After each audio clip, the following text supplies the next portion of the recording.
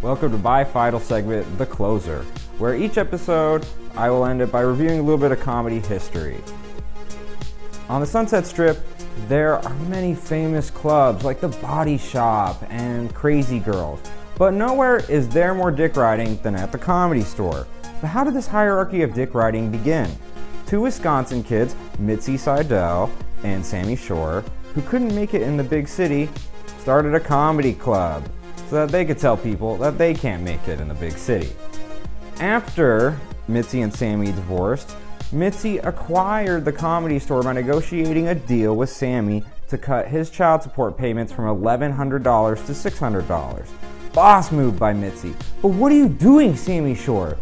You gave a woman a building and you couldn't reduce your child support payments by half? Was this Rudy Giuliani's first client? You gave her the building she built an empire off of, that you bought. How are you still paying for Pauly Shore? You're an idiot.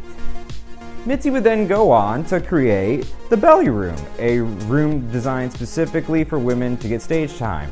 But if Mitzi got the Comedy Store through child support, isn't technically every room inside the Comedy Store the Belly Room? Sammy Shore. Sammy, come out here.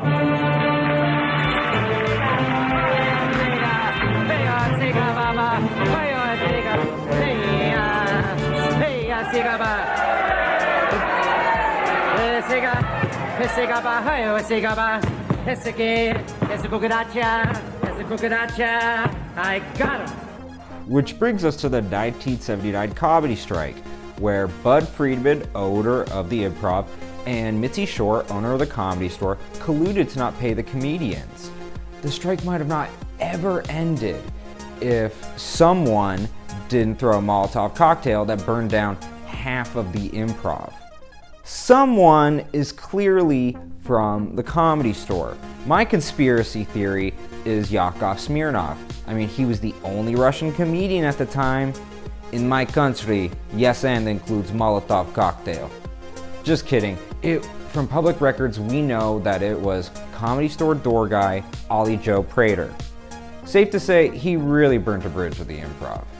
The strike still continued until a Comedy Store representative returning from negotiations accidentally clipped Jay Leno with his car. Now, Jay wasn't hurt, but I'm sure he did his best soccer impression. Mitzi was so distraught that she ended the negotiations an hour later.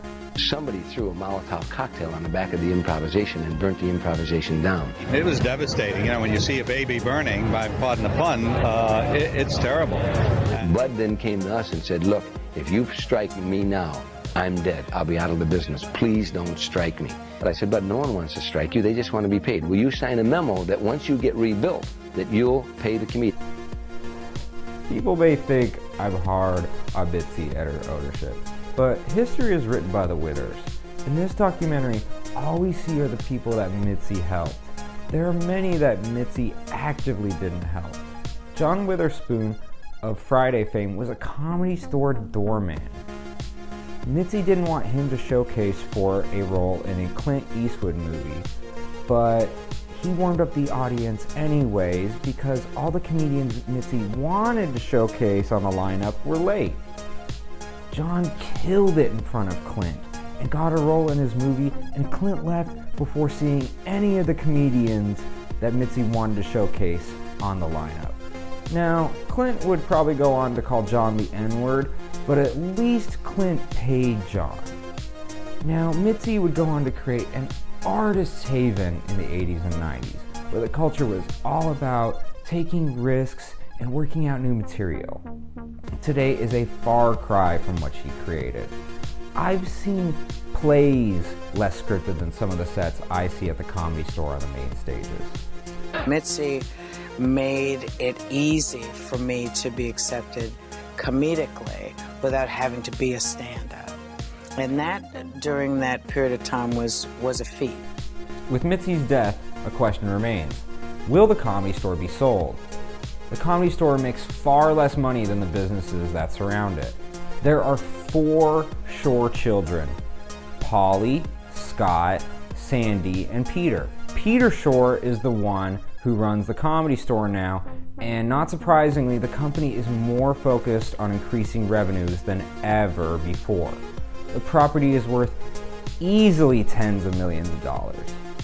Amoeba Records on nearby Highland and Sunset, a property smaller than the Comedy Store, sold for over $30 million. With the greed that permeates the 21st century, ask yourself this. Do you expect 4 people to turn down over $10 million each? I'm not buying that at any store, even the Comedy Store. Well, I want to thank you so much. That was the end of my episode. This has been so much fun. This is just the pilot. It'll get better. But I want to thank everyone at Channel 310. I want to thank Lila Hart of Small Talk, my director. I want to thank Victor Martinez of High Tonight Show, who made the logo. I especially want to thank Vulpine to make all the music you've heard throughout the episode.